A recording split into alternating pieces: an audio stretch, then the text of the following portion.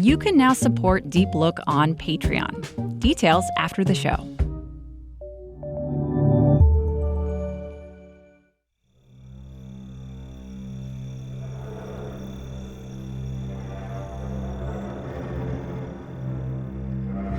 Razor sharp, designed to impale, and next to impossible to remove.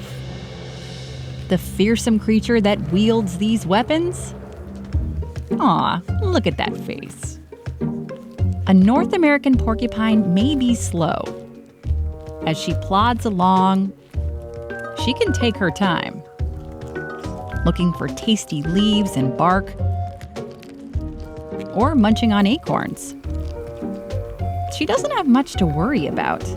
That's because she's packing 30,000 piercing quills. But hold on, those white things aren't quills. They're just extra long hairs, decoys to make her look even more spiky. The real quills are underneath. They're white too, but usually hidden under that dark fur. Most animals learn, do not mess with porcupines. A porcupine normally keeps its quills flat against its body, but when threatened, it bristles, showing off an area on its backside where the quills are the densest, called the rosette. And it stinks.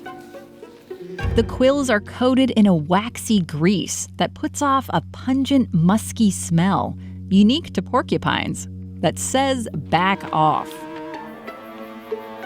But if that's not enough, she uses her tail to slap anyone who gets too close. Watch this. She didn't shoot her quills out. That's a myth. The quills don't release easily unless they hit something and get pushed in first. They're super sharp. Sharper than this hypodermic needle. And check this out. The tip is covered in microscopic, backward-facing barbs. When you try to remove it, the barbs fan out, keeping the quill lodged in. Youch!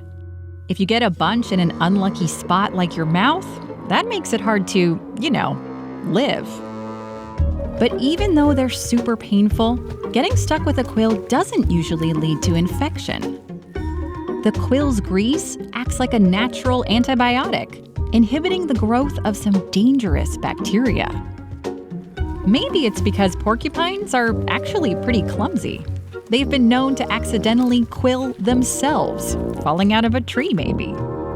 Researchers at Harvard are now looking at these quills for inspiration.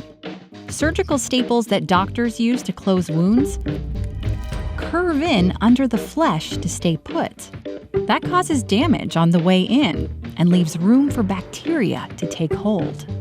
So what about a staple with barbs, like a porcupine quill? It could make a smaller wound and stay put without curving. That could keep infection out and speed up healing time. Then it just dissolves. Pretty sharp, right? That's something about this spiky little fuzzball that anyone could love. Hey, couple things before you go.